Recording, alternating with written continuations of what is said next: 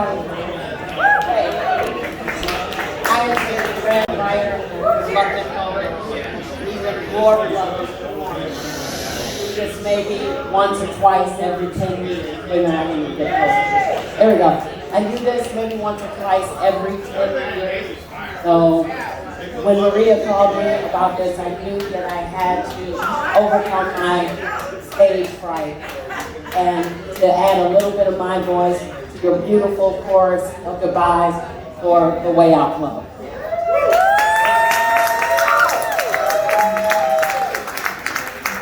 When I think of the Way Out Club, I think of Maria, because that's where I first met her at the original location. I think about David, because that's where we got to reconnect as adults after I've known him since he was in kindergarten. And I can't believe I actually saw him. There's a famous picture of him and I where he came out, worked at Cheap Tricks, and he came in there naked. And it looks like I'm looking at him and his penis, but I was not. That's him? But you got me tonight. Fuck you for that one. Happy to see it if I had to, is my duty. Also, when I think of the Way Out Club, I think of my son's dad, Michael. And while he's still with us physically, mentally he's kind of gone and had a little too much to drink there. But we used to come to the original and hear sometimes. I also think of Wayne Shelton. I think of Michael Jordan. I think of Wayne St. Wayne, and I miss them dearly.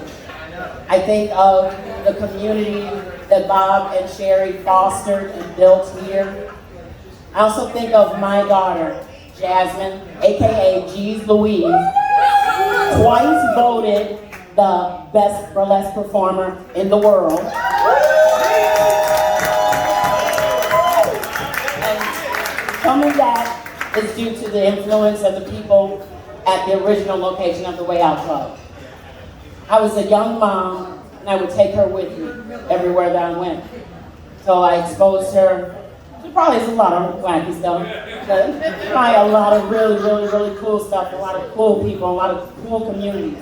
Mangia Italiano, Cheap Tricks, the Way Out Club were all a big part of forming her personality and her stage personality performance. I am so grateful for the community for that.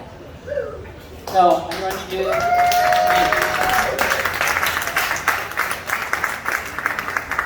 I'm going to do 3 short pieces. This first one is about a child's imagination, my imagination that I would have in church with my grandma. I took my daughter to the Way Out Club, my grandma took me to church. This is called Grandma's Beads.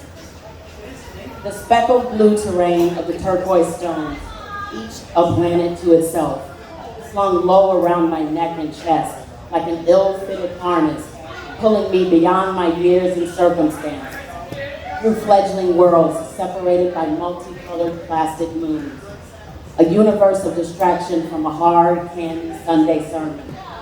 There was an orchestral planet where I was the conductor, a world of trucks, and I the celestial driver, a land of schoolhouses, and I the only teacher. My lofty head snuggled in the clouds with my grandma's lap, a child's imagination held together by fishing line.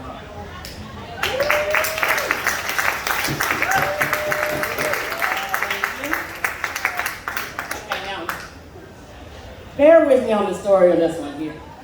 This was inspired by the Fast and Furious franchise and my deep love for them. And yes, I saw the latest movie. I'm still gonna die on this hill. I love those movies.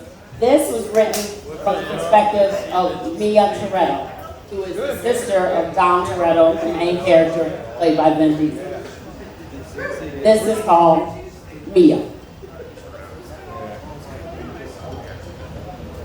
Every time I walk into a garage, I'm hit with the memories of the streets of my old neighborhood. The late night drag races, the smell of cheap cologne, loud noises, louder boys, and too much beer. I inhale the oil and gas fumes deeply, almost romantically, The way girls smell their boyfriend's t-shirts. The way a tourist inhales the ocean breeze before flying somewhere back home in mid-America. As a little girl, I dreamed of horsepower, not ponies. The clank of tools on the concrete floor before my bedroom were my heavy metal dream soundtrack. As a teen, I watched the muscle cars and the pre-muscle drivers fine-tune each other under a shop's dingy lamps or by the glow of streetlights. As a woman, I hear the revving of ghost engines. I'm left with, this is the only stuff I couldn't see. I am left with the lasting memories of a dying father, a struggling brother, an absent mother. Now I only touch a car to drive it, never lifting its hood. No matter how many times I wash my hands, the memory of this grease will never come clean.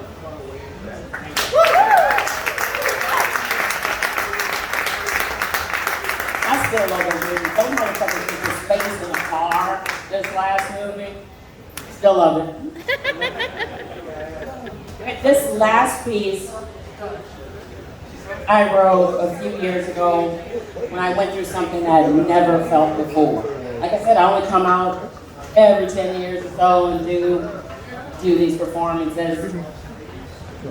So I was hit with a feeling that was not recognizable to me. I like being myself, being by myself. I like being with myself. I love me.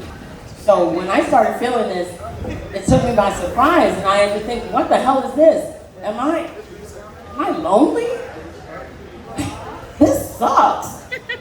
So I wrote a poem about it. This is called The Lonely. The lonely creeps up in public places, at the weekend market, near the food stands, on the milky smiles of newborn faces, in the passing touch of weathered hands. The lonely can trap you in its chasm, never separating itself from you, smothering you with enthusiasm to leave its mark in everything you do. Happiness becomes a weighted feather. Laughter, a thin veil of lonely's low moan. The smiles you feign when friends are together burst to violent tears when you get home. For the lonely will tuck you in at night, and lonely will greet you with morning light. Thank you.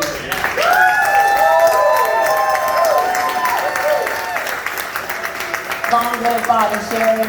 Long live the Way Out Club. Long live all of you motherfuckers.